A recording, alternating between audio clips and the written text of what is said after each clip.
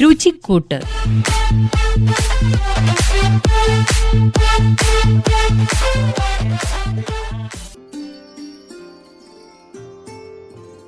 സവർ wine എന്നർത്ഥമുള്ള vinegar എന്ന French വാക്കിൽ നിന്നാണ് വിനീഗർ വന്നത്. ഉപയോഗിക്കാൻ മറന്നുപോയ ഏതോ വൈൻ പാത്രത്തിൽ നിന്നും പിറവിയെടുത്തതാണ് അത്ര വിനീഗർ. നമ്മൾ വിനാഗിരി, സുർക്ക എന്നൊക്കെ പറയും. ഡബിൾ ഫെർമെന്റേഷനിൽ കൂടിയാണ് വിനീഗർ ഉണ്ടാക്കുന്നത്. ഫ്രൂട്ട്സ്, ധാന്യങ്ങൾ ഇവ വെള്ളം ചേർത്ത് പുളിപ്പിക്കുമ്പോൾ ഈസ്റ്റ് പ്രവർത്തിച്ച് ആദ്യം ആൽക്കഹോൾ ഉണ്ടാകും. പിന്നെ അസിറ്റോബാക്ടർ അസിറ്റിക് ആസിഡാക്കി ഇതിനെ മാറ്റും. അങ്ങനെയാണ് വിനീഗർ ഉണ്ടാക്കുന്നത്. ഇങ്ങനെ ഉണ്ടാക്കുന്ന വിനീഗറിൽ ചെറിയ അളവിൽ minerals, vitamins, amino acids, salt ഒക്കെ ഉണ്ട്. അതാണ് വിനീഗർ നല്ലതാണെന്ന് പറയാൻ കാരണം. ലോകമെമ്പാടുമുള്ള ഫുഡ് വേൾഡിൽ വിനീഗറിന് അതിൻ്റെതായ സ്ഥാനമുണ്ട്.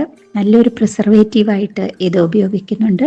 അതുപോലെ തന്നെ സാലഡ്, പിക്കിള്, പിന്നെ പലതരം റെസിപ്പികളിലൊക്കെ ഇതൊരു ഇൻഗ്രീഡിയൻ്റ് ആയിട്ട് ഉപയോഗിക്കാറുണ്ട്. പലതരത്തിലും പല ഫ്ലേവറിലുമുള്ള വിനീഗർ കിട്ടും. സിന്തറ്റിക് ആയിട്ട് ഉണ്ടാക്കിയെടുക്കാറുണ്ട്. അതുപോലെ നേരത്തെ പറഞ്ഞതുപോലെ ധാന്യങ്ങളിൽ നിന്നും ഫ്രൂട്ട്സിൽ നിന്നുമൊക്കെയും വിനീഗർ ഉണ്ടാക്കാറുണ്ട്.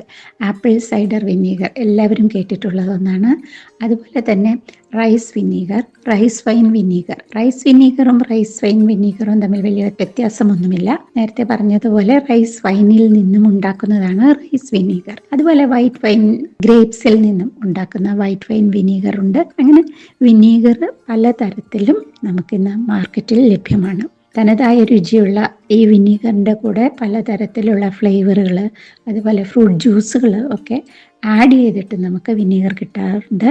അതുകൊണ്ട് തന്നെ ലേബൽ നോക്കി വാങ്ങണം, എന്താണോ ആവശ്യം അതിനനുസരിച്ച്. അപ്പം നമുക്കിന്ന് ഒരു റെസിപ്പി പറഞ്ഞു തരാം.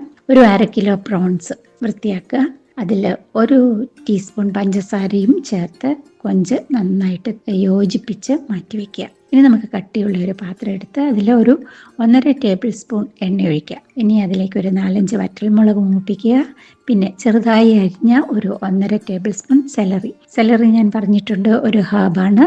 അത് കടകളിൽ വാങ്ങാൻ കിട്ടും. നല്ല ഒരു ടേസ്റ്റുള്ള മല്ലിയില പോലെ കുറച്ചുകൂടെ വലുപ്പമുള്ള ഇലകളുള്ളതാണ് സെലറി എന്ന് പറയുന്നത്. ഇനി അതിലേക്ക് ഒരു 1.5 ടേബിൾ സ്പൂൺ വെളുത്തുള്ളി ഇട്ട് നന്നായിട്ടൊന്ന് മൂപ്പിച്ചെടുക്കണം. ഒരു വലിയ സവോളയും പിങ്ക് കളറാകുന്നത് വരെ വഴറ്റിയെടുക്കാം. അതിലേക്ക് നമ്മൾ നേരത്തെ പഞ്ചസാരയിൽ കുറച്ച് പഞ്ചസാര മതി കേട്ടോ, പഞ്ചസാരയുമായിട്ട് യോജിപ്പിച്ച് വെച്ച് കൊഞ്ചിടാം. ഒന്ന് വാടുമ്പോൾ ഒരു 2 ടേബിൾ സ്പൂണോളം മുളക് പൊടി ഇടുക.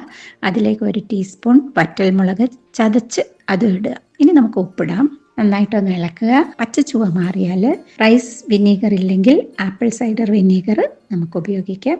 അതില്ലെങ്കിൽ സാധാരണ വിനീഗർ വേണമെങ്കിലും ഉപയോഗിക്കാം. പക്ഷേ ഇത് ഓരോന്നും ഉപയോഗിക്കുമ്പോൾ ഓരോ ഫ്ലേവർ ആയിരിക്കും. ചെറിയ ചെറിയ വ്യത്യാസങ്ങൾ നമുക്ക് കഴിക്കുമ്പോൾ ഫീൽ ചെയ്യാൻ പറ്റും. അത് ഒരു 2 ടീസ്പൂണോളം ഒഴിക്കാം. അപ്പോൾ എല്ലാം കൂടി ചേർത്ത് നന്നായിട്ടൊന്ന് ഇളക്കിയെടുക്കുക. അതിനുശേഷം നമുക്ക് അതിലേക്ക് 1 ടീസ്പൂൺ സോയാ സോസ്, ഒരു 2 teaspoon green chilli sauce, 2 table spoon tomato sauce ഇതും കൂടി ചേർക്കാം. അപ്പം ആകെ എല്ലാത്തരം സോസുകളും നമ്മൾ ചേർത്തിട്ടുണ്ട്. ഇനി അതിലേക്ക് നമുക്ക് ഒരു 1/4 കപ്പ് വെള്ളമൊഴിച്ച് ഒന്ന് തിളപ്പിച്ചെടുക്കാം.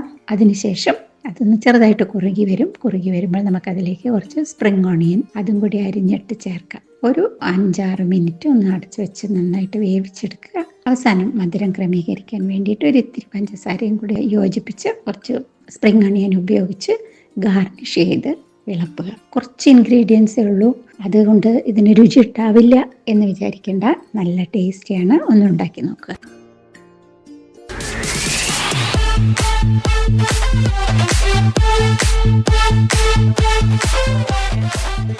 രുചിക്കൂട്ട്. നിർവഹണം ലീന.